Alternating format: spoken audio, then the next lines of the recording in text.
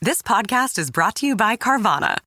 Carvana lets you buy your next car on your terms. Explore a massive inventory online, filter for what matters, and find your perfect match. Then choose delivery to your home or pick it up at one of Carvana's iconic car vending machines. Every car also comes with a 7-day money-back guarantee, so you can make sure it's the right fit. Buy your car on Carvana. Delivery or pickup fees may apply. Limitations and exclusions may apply. See our 7-day return policy at Carvana.com. Carvana. Netflix has a new, monstrous story to tell. In 1950s Wisconsin, Ed Gein lived quietly on a decaying farm, hiding a house of horrors so gruesome it would redefine the American nightmare. Driven by isolation, psychosis, and an all-consuming obsession with his mother, he committed crimes that would haunt Hollywood for decades. The third and most harrowing installment of Ryan Murphy and Ian Brennan's anthology series. Watch Monster, the Ed Gein story, streaming now only on Netflix. Bienvenidos a Historias Sagradas. Hoy te revelaremos 3 de los guerreros más épicos en las escrituras, héroes que desafiaron el destino y cambiaron la historia. Estos relatos te llevarán a un viaje por lo desconocido, donde la valentía, la fe y el poder de Dios se entrelazan. Primero, conocerás a Sansón, el juez con una fuerza sobrehumana, dotado por Dios para vencer ejércitos enteros con sus propias manos. Su vida está marcada por hazañas increíbles, pero también por tragedias y decisiones que lo llevaron al límite de su destino. Luego, nos adentraremos en la historia de Gedeón, un hombre común llamado a liderar un pequeño ejército para derrotar a un enemigo inmenso. A pesar de sus dudas, su fe lo convirtió en uno de los estrategas más sorprendentes de la Biblia. Finalmente, llegarás a Jefté, un guerrero rechazado por su propia familia, pero destinado a ser el libertador de Israel, enfrentando una batalla que lo pondrá a prueba en todos los aspectos. Estos valientes te dejarán asombrado, mostrándote cómo la fe y la fuerza de Dios pueden transformar a los más inesperados en héroes inmortales. Prepárate para descubrir las hazañas más épicas de la Biblia, historias que desafían lo que creías saber sobre los verdaderos guerreros. Atrévete a sumergirte en la valentía que no conocías. Ahí estaba yo, el centro de un espectáculo grotesco, arrancado de la oscuridad de mi celda y arrojado ante los ojos burlones de mis enemigos. Los principales de los filisteos, reunidos en un acto de adoración a Dagón, su dios, se regodeaban de mi caída, proclamando su victoria como un regalo divino. Mientras yo, cegado y encadenado, me convertía en el juguete de su cruel diversión. Me guiaron hasta el espacio entre las columnas, pilares que sostenían el techo de este templo de injusticia, y allí, entre el clamor de sus risas y el eco de sus burlas, encontré mi momento. Con el corazón pesado por la derrota pero inflamado por una última súplica de fuerza, clamé a Jehová: Señor Jehová, acuérdate ahora de mí, fortaléceme, te ruego, solamente esta vez, oh Dios, para que de una vez tome venganza de los filisteos por mis 2 ojos. Mi oración no fue solo por venganza, sino por justicia, por un último acto de liberación, no solo para mí, sino para mi pueblo. Y entonces, con manos extendidas, mis dedos encontraron los fríos pilares de piedra. Con todo lo que quedaba en mi ser, empujé. Señor, déjame morir con los filisteos. Grité con todas mis fuerzas, y con un rugido que pareció sacudir los mismos cimientos de la tierra, la estructura cedió. Las columnas, como mi propia vida, se desplomaron, llevando consigo a los opresores y sus seguidores, sellando así mi destino junto al de aquellos que me habían reducido a menos que nada. Pero déjenme contarles desde el principio. Mi nombre es Sansón y esta es mi historia. En una época de gran tribulación para Israel, marcada por 40 años bajo el yugo de los filisteos, comienza mi relato. Mis padres vivían en Zora, una región de la tribu de Dan. Mi padre, Manoa, y mi madre, quien había permanecido estéril a lo largo de su vida, anhelaban con todo su corazón el don de la paternidad, un deseo profundo que parecía destinado a permanecer incumplido. Sin embargo, lo que parecía imposible para el hombre era parte de un designio divino para Dios. Un día, un ángel del Señor se apareció a mi madre, revelando un futuro que ella apenas podía comprender. Le fue anunciado que, contra toda esperanza, concebiría y daría a luz un hijo. Este niño, que era yo, estaba destinado a ser un nazareo desde su nacimiento, consagrado a Dios en cuerpo y espíritu. El ángel impuso condiciones estrictas. Ella debía abstenerse de vino y sidra, y evitar cualquier alimento impuro, preparándose así para mi llegada, una llegada que marcaría el comienzo del cambio para Israel. El ángel le dijo que yo, su hijo, no sería un niño ordinario. Mi vida estaría dedicada a una misión divina: comenzar la liberación de nuestro pueblo de la opresión filistea. Desde mi concepción, se me apartó para ser un instrumento de Dios, con la prohibición de que navaja alguna tocara mi cabeza, simbolizando mi eterna consagración. Mi madre, sobrecogida por la majestuosidad y el temor que inspiraba este mensajero celestial, corrió a contarle a mi padre lo sucedido. Con asombro y reverencia, narró su encuentro, describiendo al ángel como un ser de apariencia formidable, tan imponente que no se atrevió a indagar sobre su origen o nombre. El mensaje era claro: yo sería nazareo de Dios desde mi nacimiento hasta mi muerte, marcado para una vida de dedicación y propósito divino. Tras la revelación divina a mi madre sobre mi nacimiento y propósito, mi padre, Manoah, movido por la fe y el deseo de entender plenamente el mandato divino, oró a Jehová, suplicando que el mensajero celestial regresara para instruirnos sobre cómo criar al niño que estaba por nacer. Dios, en su misericordia, escuchó la súplica de mi padre. El ángel de Jehová se manifestó nuevamente ante mi madre, esta vez en el campo, lejos de los ojos de Manoah. Prontamente, mi madre fue en busca de mi padre para compartirle la noticia de esta segunda aparición. Al saberlo, mi padre, con el corazón lleno de asombro y esperanza, se apresuró a encontrarse con el ángel. «¿Eres tú el varón que habló a mi mujer?», preguntó mi padre. «Yo soy», confirmó el ángel. La ansiedad y el deseo de saber más sobre mi futuro y cómo debían prepararse para mi llegada impelieron a mi padre a indagar sobre la manera de vivir que debería adoptar yo, el niño prometido. El ángel reiteró las instrucciones dadas anteriormente, subrayando la importancia de la abstinencia de vino, sidra y cualquier cosa impura, en consonancia con mi consagración como nazareo desde el nacimiento. En un gesto de hospitalidad y reverencia, mi padre ofreció retener al ángel para prepararle un cabrito, sin saber aún que estaba en presencia de un ser celestial. El ángel, revelando su naturaleza divina, declinó la oferta de alimento terrenal, sugiriendo en cambio que cualquier ofrenda debería ser elevada a Jehová. La curiosidad de mi padre lo llevó a preguntar por el nombre del ángel, a lo que éste respondió con misterio, dejando claro que su nombre era admirable, más allá de la comprensión humana. Ante esta revelación, mis padres ofrecieron un holocausto a Jehová. En ese momento sagrado, un prodigio ocurrió ante sus ojos. Mientras la llama consumía la ofrenda, el ángel ascendió al cielo en medio de la llama, dejando a mis padres en asombro y postrados en adoración. Solo entonces comprendieron verdaderamente que habían estado en presencia de un enviado de Dios. Aterrorizado por la magnitud de lo presenciado, mi padre temió por nuestras vidas, creyendo que ningún mortal podría ver a Dios o a su mensajero y seguir viviendo. Sin embargo, mi madre, con sabiduría y fe, lo tranquilizó, asegurándole que si Jehová hubiera deseado nuestra muerte, no habría aceptado nuestras ofrendas ni nos habría revelado estos maravillosos designios. Así nací, bajo el nombre de Sansón, bendecido desde el vientre con una promesa divina. Crecí en Zora, un lugar entre las colinas de la tribu de Dan. Mis primeros años estuvieron envueltos en el misterio de mi consagración como nazareo, una dedicación que me diferenciaba no solo en mis restricciones dietéticas y mi cabello nunca cortado, sino también en el propósito que Dios tenía para mí. Mis padres me enseñaron a vivir de acuerdo con los preceptos entregados por el ángel del Señor, aunque el verdadero alcance de mi llamado solo comenzaría a revelarse con el tiempo. La adolescencia trajo consigo los desafíos propios del crecimiento, pero en mi caso, estos se entrelazaban con los primeros destellos de una fuerza sobrehumana. No era un joven común.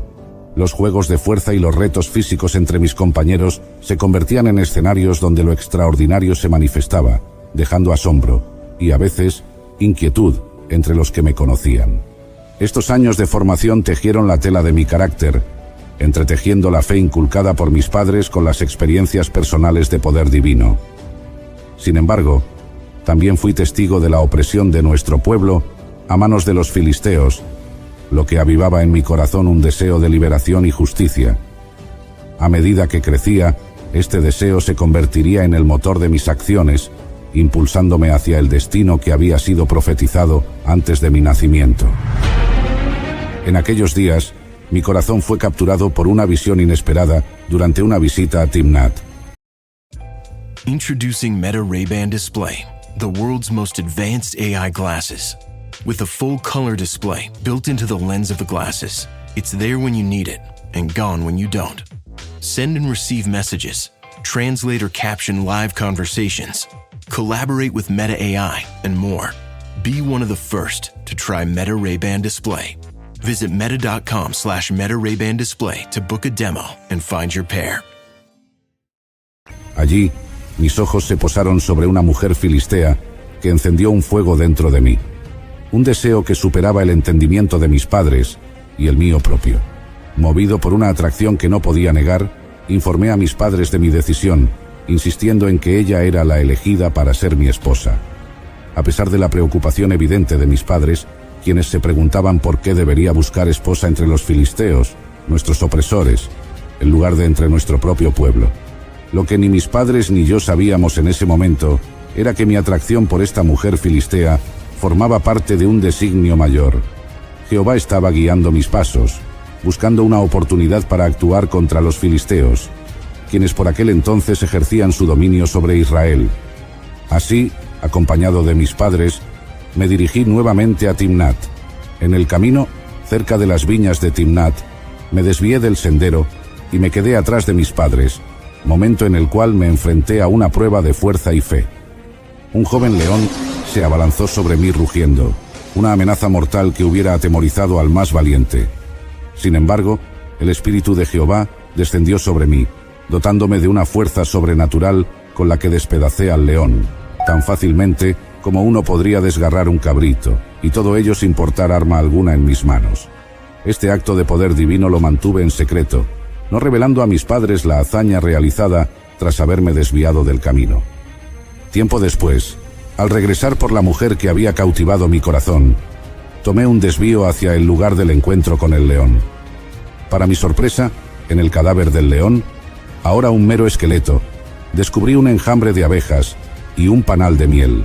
Tomé de la miel y me deleité con ella en mi camino, compartiendo también con mis padres, sin revelarles el origen de aquel dulce hallazgo.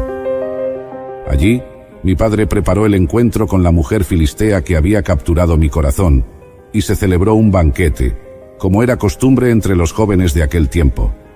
Durante el festejo, se me unieron 30 compañeros, designados por los filisteos, para compartir los días de celebración. En medio del banquete, decidí plantear un desafío a mis acompañantes, proponiéndoles un enigma que si resolvían, les premiaría con 30 vestidos de lino y 30 conjuntos de fiesta. El enigma estaba inspirado en el encuentro con el león que había matado en mi viaje anterior. Del devorador salió comida y del fuerte salió dulzura. Durante 3 días, el misterio los confundió sin que lograran hallar la respuesta. Al acercarse el final del banquete, y bajo la presión de no poder resolver el acertijo, los compañeros recurrieron a una treta. Amenazaron a mi prometida, instándola a descubrir el secreto del enigma bajo la amenaza de quemar su casa. Angustiada, ella vino a mí, llorando, insistiendo en que compartiera la solución, alegando que mi reticencia era una muestra de falta de amor. A pesar de mi resistencia inicial, la constante presión durante los 7 días de festividad me llevó finalmente a revelarle el secreto, el cual ella, a su vez, compartió con los filisteos. En el último día, justo antes del atardecer, los hombres de la ciudad se me acercaron con la solución, proclamando que nada es más dulce que la miel, ni más fuerte que el león, insinuando así que habían descifrado mi acertijo. Sin embargo, reconocí la intervención de mi prometida en su descubrimiento y les respondí con amargura: si no hubierais arado con mi novilla, jamás habríais resuelto mi enigma. Movido por un impulso divino, el Espíritu de Jehová se apoderó de mí y descendí a Ascalón, donde enfrenté y di muerte a 30 hombres despojándolos de sus vestimentas para pagar la deuda de mi apuesta. Regresé a casa de mi padre, lleno de ira por la traición, mientras que mi prometida fue entregada a otro, a quien había considerado mi amigo. Después de un tiempo, coincidiendo con la temporada de la siega del trigo, decidí visitar a mi esposa, llevando un cabrito como presente, con la esperanza de reconciliarnos. Sin embargo, al llegar me encontré con la negativa de su padre para permitirme entrar al aposento de mi esposa. Su justificación fue que, creyendo que la aborrecía, había decidido darla en matrimonio a otro hombre, sugiriéndome que en su lugar tomara a su hermana menor, a quien consideraba más hermosa. Ante esta situación, expresé que cualquier acción que emprendiera contra los filisteos desde ese momento no sería culpa mía. Movido por un impulso de justicia y venganza, cacé 300 zorras, las cuales até de cola a cola, colocando una antorcha encendida entre cada pareja. Luego, solté las zorras en los campos de trigo de los filisteos, incendiando así no solo las cosechas, sino también las reservas almacenadas, las viñas y los olivares, causando una destrucción masiva. Cuando los filisteos investigaron quién había sido el causante de tal devastación, se enteraron de que fui yo, Sansón, motivado por la injusticia de haber sido despojado de mi esposa, quien había sido entregada a otro hombre. En respuesta, los filisteos ejercieron una cruel venganza al quemar viva a mi esposa y a su padre. Frente a esta atrocidad, juré vengarme de los filisteos, prometiéndoles una represalia por sus actos. En mi ira, los ataqué con gran furia, causándoles una gran mortandad, golpeándolos en una masacre sin precedentes.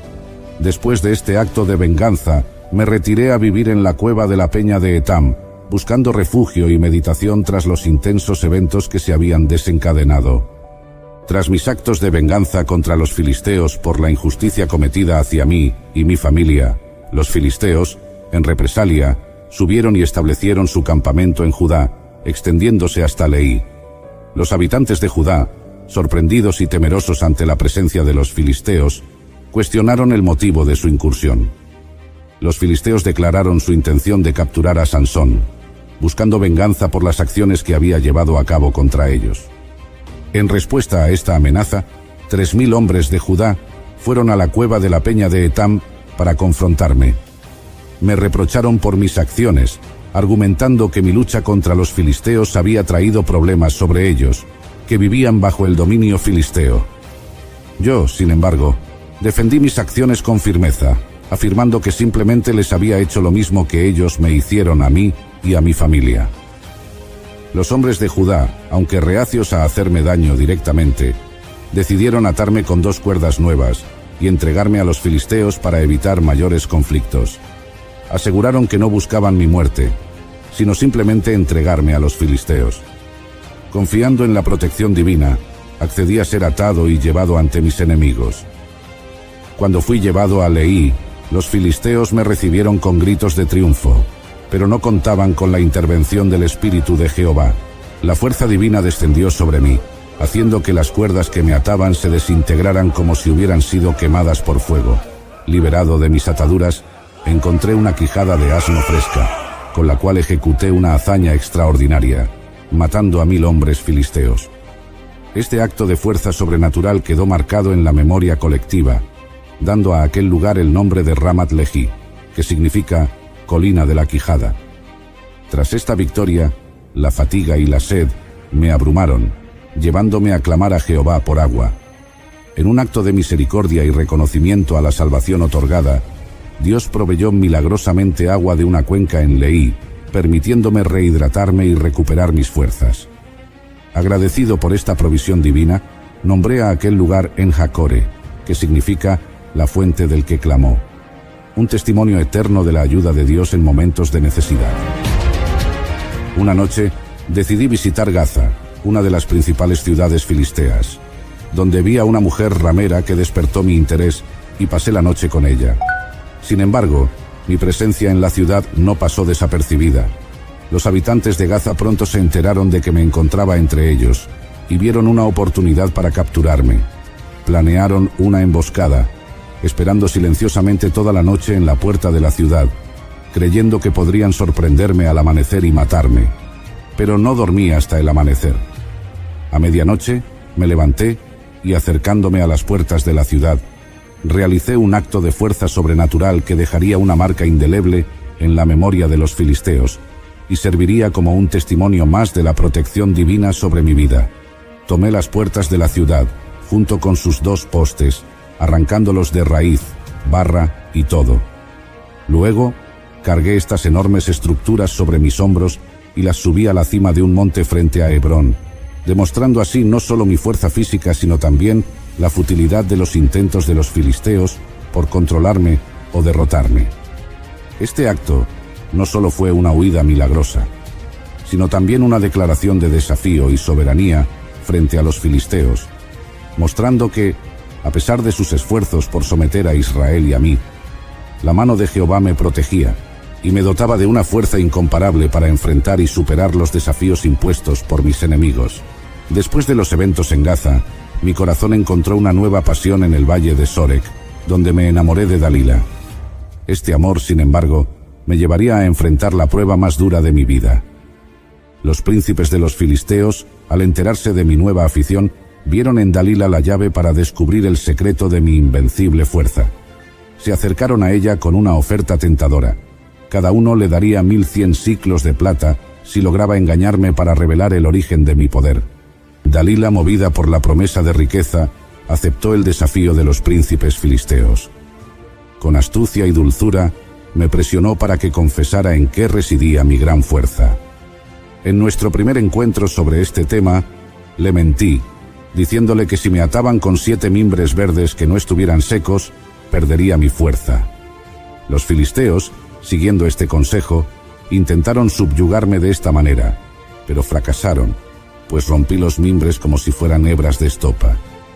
Dalila, frustrada pero no desalentada, me confrontó por engañarla y pidió nuevamente conocer el secreto de mi fuerza. Esta vez inventé otra falsedad, diciéndole que si me ataban con cuerdas nuevas, sería debilitado.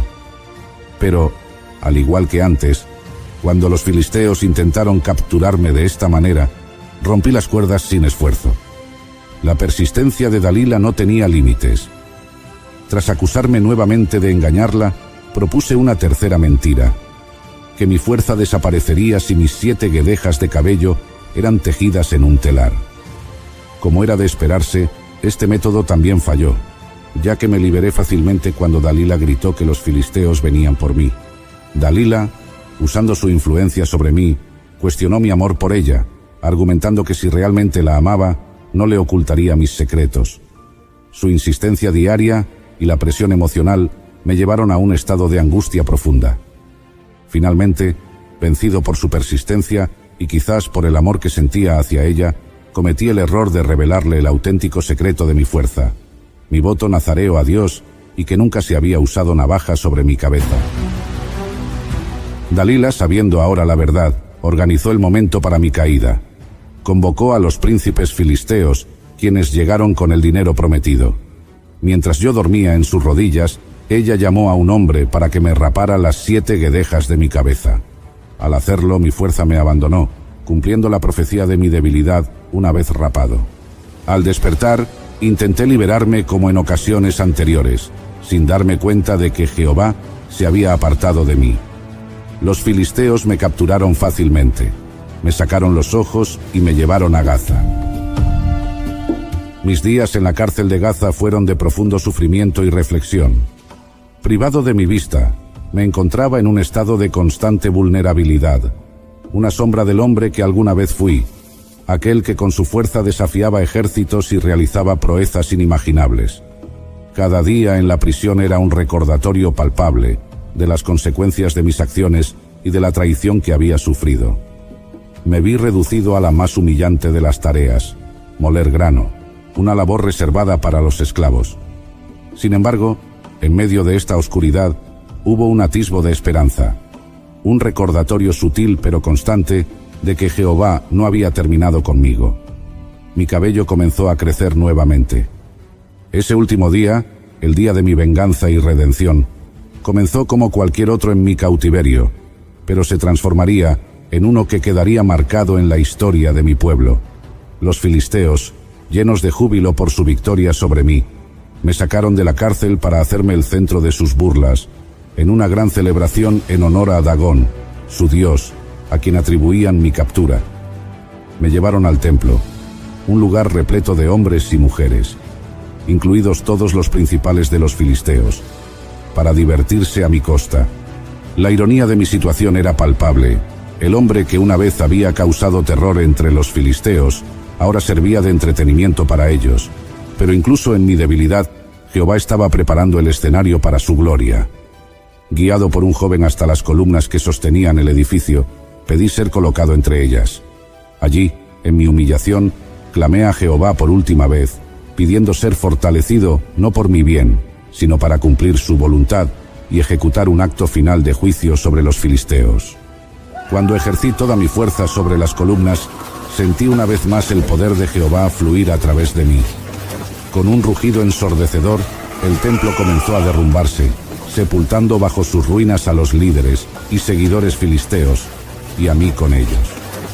Fue un momento de catarsis, no solo para mí, sino para Israel, ya que este acto significaba un golpe devastador contra nuestros opresores. En mi muerte, causé más bajas enemigas que en toda mi vida, un testimonio del poder de Dios, obrando a través de la debilidad humana. Tras mi muerte, mi familia descendió para recuperar mi cuerpo de entre los escombros. Me llevaron y me sepultaron en el sepulcro de mi padre Manoa, entre Zora y Estaol.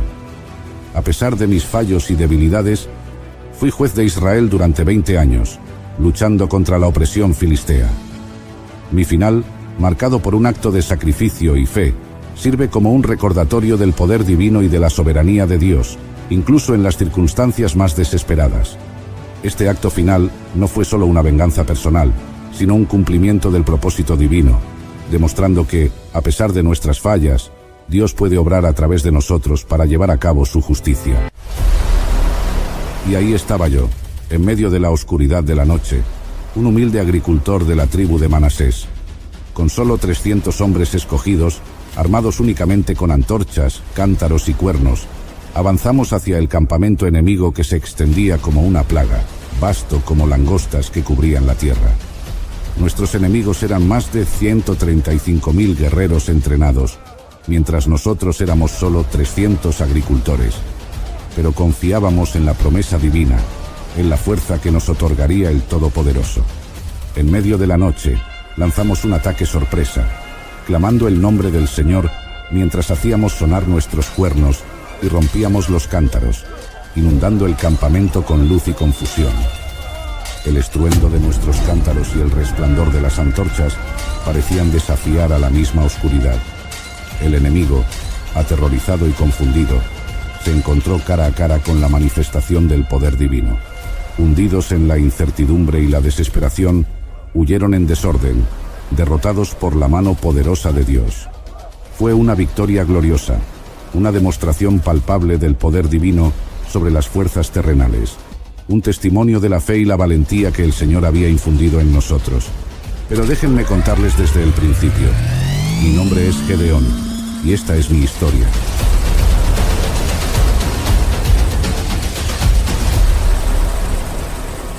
Después de 40 años de paz, nuevamente los israelitas hicimos lo malo ante los ojos del Señor.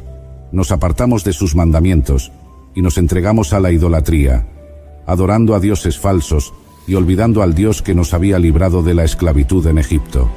La maldad se extendió por toda la tierra, corrompiendo los corazones de nuestro pueblo y atrayendo la ira divina sobre nosotros. En medio de esta decadencia espiritual, los madianitas se alzaron como un azote sobre Israel. Como aves de rapiña, descendían sobre nosotros una y otra vez, voraces y despiadados, como un azote enviado desde el mismísimo abismo. Cada vez que sus hordas invasoras se cernían sobre nuestras tierras, una sombra de terror y desolación caía sobre nuestro pueblo. Nuestras cosechas, que representaban el fruto de nuestro trabajo y el sustento de nuestras familias, eran arrancadas de nuestras manos por la fuerza brutal de aquellos que solo buscaban nuestra ruina. Cada vez que las huestes madianitas descendían sobre nosotros, era como si el corazón mismo de Israel fuera desgarrado. dejándonos en la oscuridad más profunda, sin luz ni consuelo. Durante 7 años, su presencia era como una plaga, saqueando nuestras cosechas y dejándonos en la desesperación. Cada incursión de los madianitas era un recordatorio amargo de nuestra debilidad y una llamada de atención del juicio divino que caía sobre nosotros. En mi humilde morada, entre los campos de trigo de la tribu de Manasés, sentía el peso de la opresión y la sombra de la desesperanza que se cernía sobre nuestro pueblo. Las lágrimas de mi gente regaban la tierra, y sus ruegos subían como incienso hacia el cielo, implorando la misericordia de Dios en medio de nuestra aflicción. Recuerdo vívidamente cómo, en medio de esta oscuridad, el clamor del pueblo se elevaba hacia el cielo, implorando la intervención divina. Fue entonces cuando el Señor envió a un profeta para advertirnos sobre nuestra desobediencia y recordarnos nuestra alianza con Él. Sus palabras resonaban en lo más profundo de mi ser, como un eco de verdad que no podía ignorar. Pero a pesar de estas advertencias celestiales, la obstinación persistía en los corazones del pueblo, y la sombra de la opresión seguía pesando sobre nosotros. En medio de la desesperación, me encontraba entre aquellos que anhelaban una esperanza, una luz en la oscuridad que nos rodeaba. Sin saberlo, estaba a punto de ser llamado a una misión que cambiaría el curso de la historia de Israel. Fue en este tiempo de tinieblas cuando el Señor me llamó a mí, Gedeón, hijo de Joás, de la familia de Abiezer. Yo estaba trillando trigo en el lagar, tratando de asegurar algo de alimento para mi familia en medio de la devastación causada por los madianitas, cuando un ángel del Señor se me apareció. Su presencia irradiaba una luz divina que llenaba el lugar de reverencia y temor. «El Señor está contigo, valiente guerrero», resonaron las palabras del ángel, cada sílaba cargada de una fuerza que penetró hasta lo más profundo de mi ser. Me sentí abrumado por su mensaje, por la idea de que el Todopoderoso, en su infinita sabiduría, había fijado sus ojos en mí, un simple agricultor de la tribu de Manasés. Pero en medio de mi asombro, la semilla de la duda germinó en mi corazón. ¿Cómo podía ser yo un valiente guerrero, cuando mis manos estaban manchadas con el polvo del trigo y mi espada era una herramienta de labranza? ¿Cómo podía enfrentarme a los madianitas, cuyas filas eran como un mar implacable, cuando me sentía tan débil y desamparado? Sin embargo, el ángel del Señor no dejó espacio para la incertidumbre. «Ve con esta tu fuerza, y salvarás a Israel de la mano de los madianitas», declaró con autoridad divina. Sus palabras resonaron en mi alma como un eco de verdad inquebrantable, infundiendo un destello de esperanza en medio de la oscuridad. Aunque la tarea que se me encomendaba era abrumadora, comprendí que no estaría solo en esta empresa. El ángel me aseguró que el Señor mismo estaría conmigo en cada paso del camino, infundiendo fortaleza en mi debilidad y guía en mi confusión. Lleno de temor y asombro, me postré en el suelo, rendido ante la majestad del Señor. Con lágrimas en los ojos y el corazón rebosante de reverencia, adoré al Dios que había escuchado los clamores de su pueblo y había visto su aflicción. En ese momento, estaba enfrentando una gran duda sobre mi capacidad para salvar a Israel de los madianitas. El Señor me aseguró diciendo: «Yo estaré contigo y derrotarás a los madianitas como si fueran un solo hombre». Esta promesa fue fundamental para mí, ya que yo, Gedeón, me sentía el menor en mi familia, que era la más pobre en Manasés. Para confirmar que realmente era Dios quien hablaba conmigo, le pedí una señal. Preparé una ofrenda de carne y panes sin levadura, colocándolos sobre una roca como me indicó. Entonces, el ángel del Señor tocó la ofrenda con la punta de su bastón, y fuego surgió de la roca, consumiendo la ofrenda. Tras este milagro, el ángel desapareció, y me di cuenta verdaderamente de que había estado en presencia del Señor. A pesar de haber visto este milagro, la magnitud de la tarea que tenía por delante me llenaba de temor. Esa misma noche, el Señor me dio una prueba más de su poder y misión para mí. Me ordenó derribar el altar de Baal que pertenecía a mi padre y cortar la imagen de Asera que estaba junto a él. Luego, debía construir un altar adecuado al Señor en la cima de esta fortaleza, usando la madera de Aserá para ofrecer un holocausto con un toro joven. Tomé 10 de mis siervos y realicé esto en la noche, porque tenía miedo de la reacción de mi familia y de los hombres de la ciudad si lo hacía de día. Al amanecer, cuando los hombres de la ciudad vieron el altar de Baal destruido y el nuevo altar erigido, estallaron en ira y exigieron a mi padre que me entregara para matarme. Pero mi padre, respaldándome, desafió a la gente diciendo que si Baal era realmente un dios, él podría defenderse. Así, enfrenté mi primer gran desafío en mi misión, protegido por la audacia de mi padre y la promesa de Dios. Después de los eventos en torno al altar de Baal, los madianitas, amalecitas y otros pueblos del oriente se unieron para cruzar el Jordán y acampar en el valle de Jezreel. Fue entonces cuando el Espíritu del Señor vino sobre mí, Gedeón, y sentí un llamado a la acción. Tomé un cuerno de carnero y toqué el cuerno para convocar a los abiezeritas a seguirme. También envié mensajeros por todo Manasés, y ellos también se reunieron detrás de mí. Lo mismo hice con Aser, Zabulón y Neftalí, y todos vinieron para unirse a nosotros.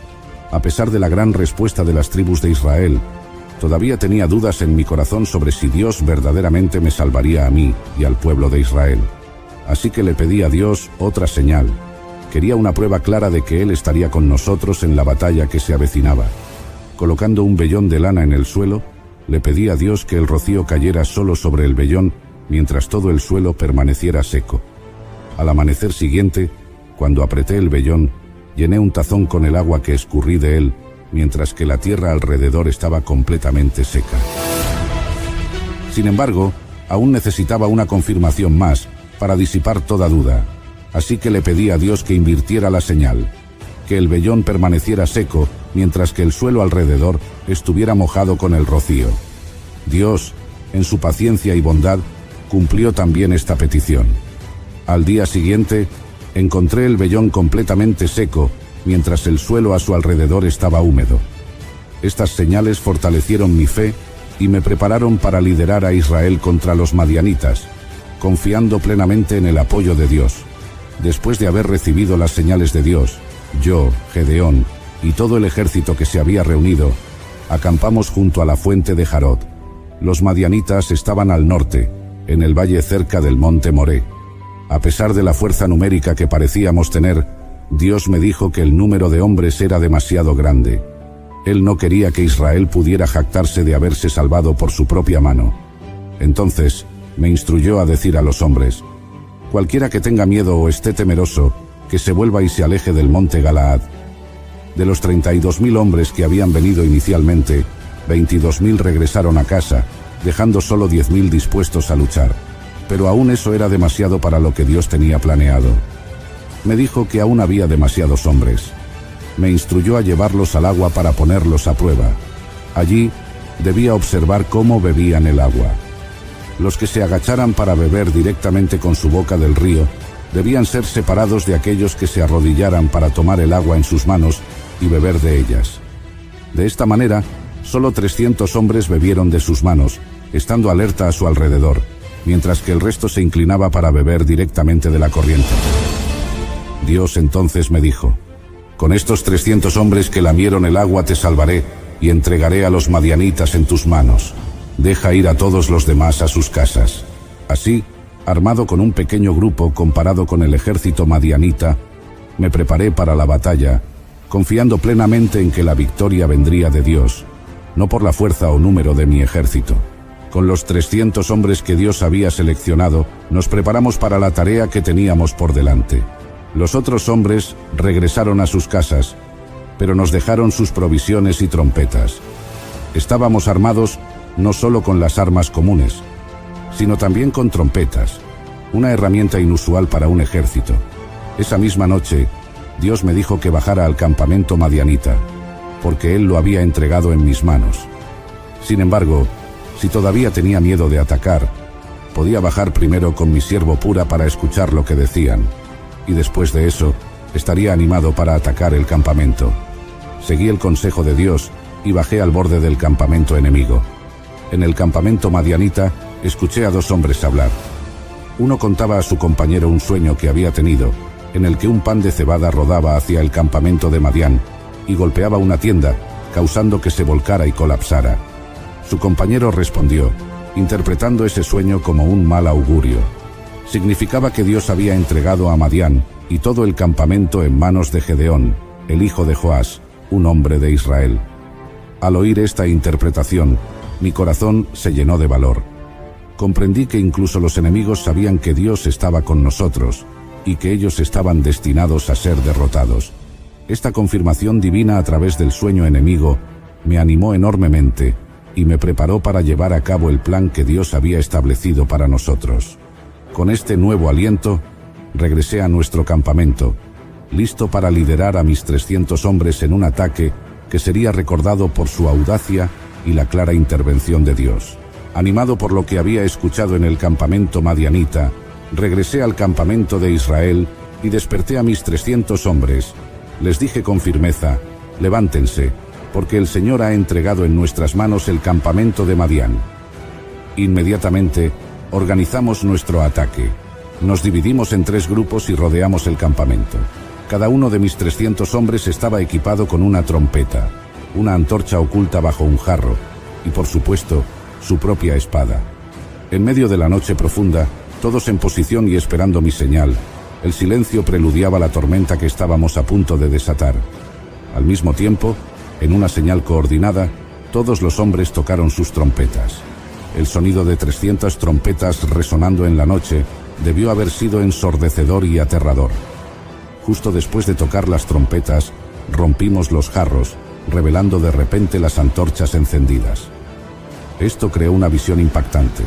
Parecía que un ejército enorme y brillante había cercado completamente el campamento madianita. Mientras el sonido de las trompetas continuaba y las luces de las antorchas iluminaban la noche, todos gritamos a pleno pulmón: ¡Espada del Señor y de Gedeón!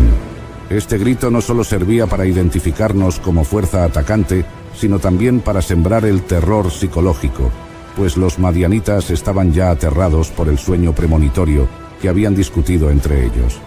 Confundidos y aterrorizados por el ruido, la luz y nuestro grito de batalla, los madianitas comenzaron a luchar entre ellos en el pánico. Algunos pensaban que estaban siendo atacados por un enorme ejército, y en la oscuridad no podían ver que solo éramos 300. Esta táctica aprovechaba el caos y la desorientación para que se infligieran daño entre ellos mismos, sin que nosotros tuviéramos que luchar en combate cuerpo a cuerpo. El caos era completo, y mientras continuábamos haciendo sonar las trompetas y sosteniendo nuestras antorchas en alto, el enemigo se desmoronaba bajo el peso de su propio miedo y confusión. Este fue el punto de inflexión en la batalla, que nos llevó a una victoria milagrosa con mínimas bajas de nuestra parte, todo gracias a la guía divina y una estrategia audaz que transformó nuestras limitaciones en nuestras mayores fortalezas. Viendo el éxito de nuestro ataque inicial, envié mensajeros a todo Efraín, pidiéndoles que bajaran a cortar las retiradas de los madianitas hacia el Jordán. Los efraimitas capturaron con éxito los vados del Jordán hasta Bet Bará, incluso capturando a 2 príncipes de Madián, Oreb y Zeeb. A Oreb lo mataron en la roca de Oreb y a Zeeb en el lagar de Zeeb. Luego llevaron las cabezas de Oreb y Zeeb a mí, a través del Jordán, confirmando su victoria. Este fue un momento decisivo en la batalla contra los madianitas, marcado por la estrategia divinamente inspirada y el valor excepcional de los hombres que lideré. Confiando en el Señor y usando tácticas poco convencionales, conseguimos una victoria espectacular sobre nuestros enemigos con un pequeño grupo de hombres fieles. Finalmente, confronté a Zeba y Zalmuna sobre un asunto personal y doloroso: el asesinato de mis propios hermanos en Tabor. Los reyes madianitas admitieron que ellos mismos habían matado a mis hermanos. Esta confesión me llevó a tomar justicia por mis propias manos. En un acto de retribución directa, los ejecuté, no solo como acto de venganza personal, sino también como un acto simbólico de justicia y cierre para las atrocidades cometidas contra mi familia y mi gente. Esta serie de eventos no solo consolidó nuestra victoria sobre Madián, sino que también estableció un precedente sobre la lealtad y las consecuencias de la traición o falta de apoyo entre las tribus de Israel. Después de nuestra victoria sobre los madianitas y la ejecución de sus reyes, los israelitas me ofrecieron un significativo honor.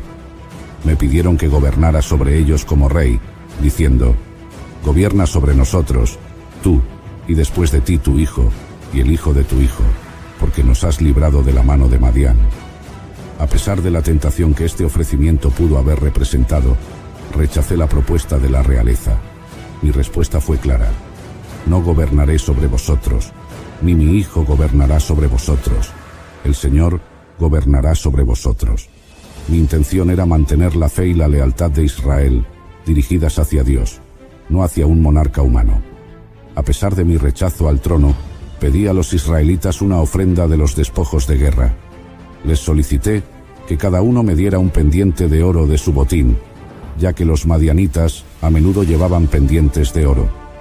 Los israelitas accedieron con gusto a esta petición y, utilizando una manta, recogieron y me entregaron los pendientes, sumando un total de cerca de 1.700 siclos de oro, además de otras joyas, collares y vestiduras púrpuras que habían pertenecido a los reyes de Madián.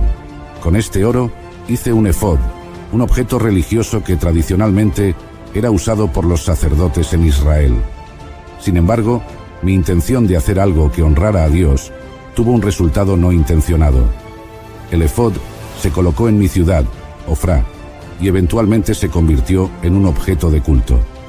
Los israelitas, desviándose de su devoción exclusiva a Dios, empezaron a idolatrar el efod, lo cual fue un giro desafortunado y una fuente de idolatría en Israel. Después de estos eventos, hubo paz en Israel durante 40 años en el resto de mi vida.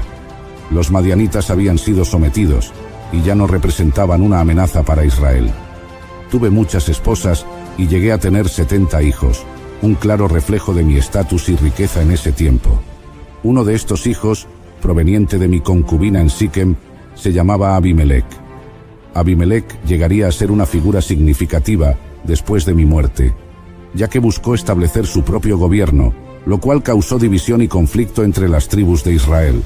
Al final de mis días, fallecí y fui sepultado en la tumba de mi padre, Joás, en Ofrá, dentro del territorio de los abiezeritas. Este período de paz, sin embargo, también refleja la tendencia de Israel a caer en prácticas idólatras, a pesar de los esfuerzos de sus líderes por guiarlos hacia la adoración correcta de Dios. Mi historia, aunque marcada por la victoria y el liderazgo, también es un recordatorio de la fragilidad de la devoción humana y la facilidad con la que podemos desviarnos del camino que Dios ha establecido para nosotros. Así concluye mi historia, la de un hombre común llamado a realizar actos extraordinarios con la guía de Dios. Desde enfrentar a vastos ejércitos con solo 300 hombres hasta rechazar la corona cuando se me ofreció, mi vida es un testimonio del poder de la fe y la importancia de la obediencia a Dios. La promesa que hice en el fragor de la batalla aún resuena en mi mente, cada palabra un peso sobre mi alma. Si me das la victoria, lo primero que salga de mi casa al regresar será para el Señor. Mientras marchaba de vuelta, la gloria de la victoria se mezclaba con un temor indescriptible. El camino a casa se volvió interminable, cada paso cargado de incertidumbre y dolor. Al llegar, vi la puerta abrirse, y el destino que había sellado con mi propia promesa se hizo realidad. Sabía que no podía retroceder, pero el precio que debía pagar era inimaginable. Mi nombre es Jefté, y esta es mi historia. Todo comenzó cuando fui rechazado por mi propia sangre, por aquellos que deberían haber sido mi familia. Recuerdo el frío en sus miradas, la dureza en sus palabras cuando me dijeron que no tenía lugar entre ellos. No heredarás en la casa de nuestro padre, me dijeron, sus voces llenas de desprecio. Fui expulsado, no por mis propios actos, sino por el origen de mi nacimiento. Mi madre, una ramera, me marcó desde el día en que nací. No importaba que fuera fuerte, que tuviera el mismo derecho que ellos. Para mis hermanos, siempre sería el bastardo, la vergüenza de la familia. El dolor de ser rechazado era profundo, como una herida que no dejaba de sangrar. La humillación me consumía mientras vagaba lejos de mi hogar, con cada paso sintiendo el peso de la soledad y el desamparo. El sol abrasador sobre mi cabeza y el polvo bajo mis pies parecían burlarse de mi desgracia, pero en medio de ese dolor, algo se encendió dentro de mí, una llama que no se apagaría. Sabía que no podía dejarme vencer. Si no había lugar para mí en mi hogar, encontraría un lugar en el mundo, aunque tuviera que tomarlo por la fuerza. Así llegué a la tierra de Top, un lugar tan árido y desolado como mi corazón en esos momentos. Pero aquí, entre los desechados, los forajidos y los hombres sin ley, encontré una nueva vida. No éramos hombres comunes, Éramos guerreros, endurecidos por el rechazo y la necesidad de sobrevivir. Me convertí en su líder, no por imposición, sino porque ellos vieron en mí algo que quizás ni yo mismo sabía que tenía. Una voluntad indomable y una fuerza que no se doblegaba ante nada. Lideré a esos hombres en batallas por el control de rutas, de pequeños poblados, de lo que pudiéramos tomar y mantener. Cada enfrentamiento era una prueba de mi valía, una manera de demostrar, aunque solo fuera a mí mismo, que no era el hombre débil que mis hermanos creían. En Tob hice un nombre para mí, uno que inspiraba tanto miedo como respeto. Sin embargo, en las noches tranquilas, cuando el sonido de la batalla se desvanecía y el campamento caía en silencio, el dolor del rechazo volvía a atormentarme. Me preguntaba si alguna vez podría regresar, si el destino me daría una segunda oportunidad para reclamar lo que era mío, pero no me permitía quedarme en esos pensamientos por mucho tiempo. Sabía que, para sobrevivir, debía concentrarme en lo que estaba delante de mí, en el próximo combate, en el siguiente desafío. Nunca imaginé que el destino, en su cruel ironía, me ofrecería esa oportunidad de la forma más inesperada. El eco de mi pasado parecía haberse desvanecido entre las rocas de Tob, pero entonces, un día, los fantasmas de mi antigua vida vinieron a buscarme. Era una mañana gris, y el viento soplaba con una frialdad que penetraba hasta los huesos. Mientras me preparaba para un día más de lucha junto a mis hombres, vi a lo lejos un grupo de figuras acercarse. Reconocí sus vestimentas antes de que estuvieran lo suficientemente cerca para ver sus rostros. Eran ancianos de Galaad, aquellos mismos que alguna vez me habían rechazado y exiliado. Una mezcla de emociones me invadió. Ira, desprecio, pero también curiosidad. ¿Qué querían esos hombres de mí ahora? Ellos, que me habían negado un lugar entre los suyos, ¿venían ahora a suplicarme? Los observé con desconfianza mientras se acercaban con paso rápido y decidido. Sus rostros, antes llenos de orgullo, ahora estaban marcados por la urgencia y la desesperación. Fue entonces cuando lo supe. Necesitaban mi ayuda. Los ancianos de Galaad se detuvieron frente a mí, jadeando levemente por el esfuerzo del viaje. Sus ojos, que alguna vez me miraron con desdén, ahora reflejaban la sombra del miedo. El pueblo de Galaad estaba en peligro. Los amonitas, un enemigo implacable, habían comenzado a oprimir a Israel, exigiendo tierras que decían ser suyas por derecho. Sin un líder capaz de enfrentarlos, Galaad estaba al borde de la destrucción. Y así, estos mismos hombres que me habían despreciado ahora, venían a pedirme que los salvara. «Jefté, necesitamos tu ayuda», dijeron con voces quebradas por la necesidad. «Ven a ser nuestro caudillo y combate a los amonitas». El amargo sabor del rechazo pasado me llenó la boca. La humillación que había soportado, el dolor de ser rechazado por mi propia familia, todo volvía a mí con una intensidad abrumadora. Quería gritarles, echarlos de mi vista, hacerles sentir el mismo dolor que ellos me habían causado, pero sabía que esta era mi oportunidad, no solo para demostrar mi valía, sino para reclamar lo que siempre había sido mío por derecho. Sin embargo, no iba a dejar que esa oportunidad se me escapara sin asegurarme de que nunca volverían a traicionarme. ¿No fueron ustedes los que me aborrecieron y me expulsaron de la casa de mi padre? ¿Y ahora vienen a mí cuando están en apuros?, les dije, dejando que mi voz mostrara todo el desprecio y el rencor acumulados durante años. Los ancianos bajaron la cabeza, incapaces de sostener mi mirada. La vergüenza era palpable en el aire, pero también la desesperación. «Por eso hemos vuelto a ti ahora», respondieron, sus voces llenas de una sumisión que nunca había imaginado escuchar de sus labios. «Si vienes con nosotros y peleas contra los amonitas, serás jefe de todos los habitantes de Galaad». Su oferta era tentadora, pero aún no confiaba en ellos. ¿Qué garantía tenía de que no me traicionarían una vez que la batalla hubiera terminado? Si me traen de vuelta para pelear contra los amonitas y el Señor me los entrega, ¿seré realmente vuestro jefe?, pregunté, asegurándome de que no habría artimañas después de la victoria. «El Señor es testigo entre nosotros», respondieron solemnemente. Sus palabras estaban cargadas de una gravedad que no podía ignorar. «Cumpliremos lo que has dicho». El juramento estaba hecho, y la oferta aceptada. Volvería a Galaad, pero esta vez no como el hijo bastardo rechazado, sino como su líder, como el caudillo que los guiaría a la victoria o a la muerte. La ironía de la situación no se me escapaba. La tierra que me había rechazado ahora clamaba por mi regreso, y yo, en mi corazón endurecido, me sentía listo para enfrentar cualquier cosa. Regresé con ellos a Galaad, mi hogar olvidado. Mientras recorría las calles que alguna vez fueron mías, el aire parecía cargado de un silencio expectante. Las miradas de los habitantes estaban llenas de mezcla de temor y esperanza, como si no supieran si venerarme o temerme. En poco tiempo, los hombres se reunieron bajo mi mando, listos para la batalla. Sentí el peso de la responsabilidad sobre mis hombros, pero también el fuego de la venganza y la reivindicación ardiendo en mi interior. Sabía que no podía fallar. Mi destino y el destino de mi pueblo dependían de ello. La tensión en el campamento era palpable mientras nos preparábamos para enfrentar a los amonitas. Sabía que esta no sería una batalla fácil.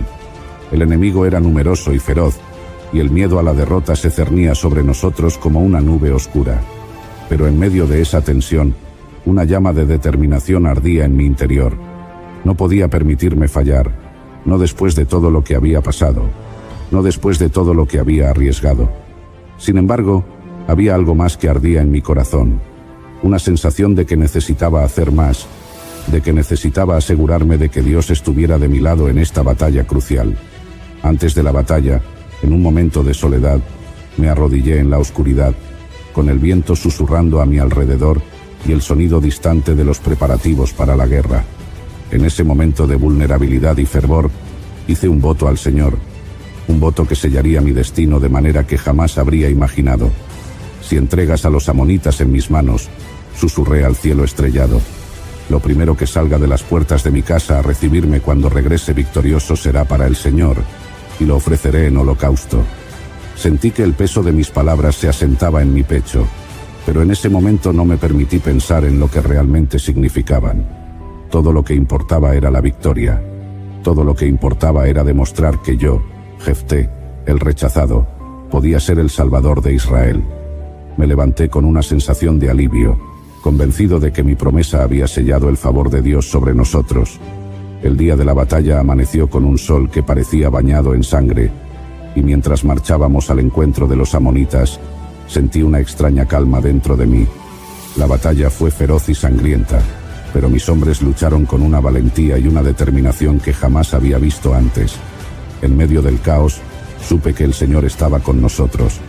Uno a uno, los amonitas cayeron ante nosotros, y al final del día, el campo de batalla estaba cubierto de los cuerpos de nuestros enemigos. Habíamos ganado. El grito de victoria resonó por todo el campamento, y por un momento me permití disfrutar del sabor dulce de la victoria. Había cumplido mi parte del trato. Ahora solo quedaba regresar a casa, a Galaad, como el héroe que había salvado a su pueblo. Pero a medida que nos acercábamos a las puertas de mi hogar, una sombra de incertidumbre comenzó a nublar mi corazón. La promesa que había hecho, la que había sellado nuestra victoria, ahora regresaba a mí con una claridad aterradora. Cada paso hacia mi casa se sentía como una eternidad, y aunque los hombres celebraban a mi alrededor, mi mente estaba llena de temor. Sabía lo que había prometido, pero no quería enfrentar lo que eso significaba. Mientras el polvo se levantaba bajo los cascos de nuestros caballos y las puertas de mi casa se hacían visibles a lo lejos, sentí un nudo formarse en mi garganta. Finalmente, cuando las puertas de mi hogar se abrieron, el destino que había sellado con mi propia boca se reveló ante mí. La realidad me golpeó como un trueno, y supe que no podía dar marcha atrás. El peso de la promesa que había hecho me aplastaba, y en ese momento, todo el sabor de la victoria se desvaneció, dejando solo un amargo vacío. El sonido de la victoria se había desvanecido, reemplazado por un silencio opresivo que se asentó en mi pecho mientras me acercaba a las puertas de mi hogar. Sentía que el aire se hacía más denso, como si el peso de la promesa que había hecho comenzara a aplastarme con cada paso que daba. Y entonces la vi. Mi hija, mi única hija, salió a recibirme con una sonrisa radiante, danzando con alegría y tocando su tamboril, celebrando el regreso de su padre victorioso. En ese instante, el mundo pareció detenerse. Mi corazón se rompió en 1000 pedazos cuando comprendí la terrible realidad que se cernía sobre nosotros. La promesa que había hecho, pensando que tal vez sería un animal o un ciervo quien saldría a encontrarme, ahora se había convertido en mi mayor pesadilla. Mis labios, que habían sellado un pacto con el Dios Todopoderoso, me habían condenado a perder lo que más amaba en este mundo. El dolor me atravesó como una espada, y supe que mi vida, que hasta ese momento había estado marcada por luchas y sacrificios, ahora sería definida por esta tragedia irreparable. Grité al cielo con una mezcla de desesperación y arrepentimiento, rasgando mis vestiduras en señal de luto, mientras mi hija se detenía, su rostro pasando de la alegría a la preocupación. «¡Ay de mí, hija mía!», exclamé, mi voz quebrada por la angustia. «Me has quebrantado, y yo mismo me he atado con mis palabras, porque he hecho un voto al Señor y no puedo retractarme». Cada palabra salía de mis labios como un susurro de agonía, mientras la gravedad de mi situación me golpeaba con una fuerza indescriptible. Ella, mi querida hija, al escuchar mis palabras, no se echó a llorar, ni se rebeló contra el cruel destino que ahora le esperaba. En lugar de eso, me miró con una serenidad que solo un corazón puro podría mostrar. Su voz, calmada y llena de una sabiduría que parecía demasiado madura para sus años, me respondió: «Padre, si has hecho un voto al Señor, cumple con lo que has prometido, pues el Señor te ha concedido la victoria sobre tus enemigos, los amonitas». En ese momento, supe que el dolor no solo era mío, sino también suyo. A pesar del miedo y la tristeza que debía sentir, su fe en Dios y en su Padre era tan fuerte que estaba dispuesta a aceptar su destino sin reproches. Los días que siguieron fueron una mezcla de dolor, preparación y una tristeza que penetraba hasta mis huesos. Aunque la victoria sobre los amonitas había salvado a Israel, me sentía como un hombre derrotado. Los festejos y celebraciones del pueblo pasaban ante mí como sombras, sin dejar huella en mi alma. Todo lo que podía pensar era en la promesa y en el precio que debía pagar. Mi hija pidió tiempo para llorar su destino, y durante esos días vagó por las colinas, acompañada por sus amigas, lamentando la vida que nunca podría tener, el matrimonio que nunca celebraría y los hijos que nunca sostendría en sus brazos.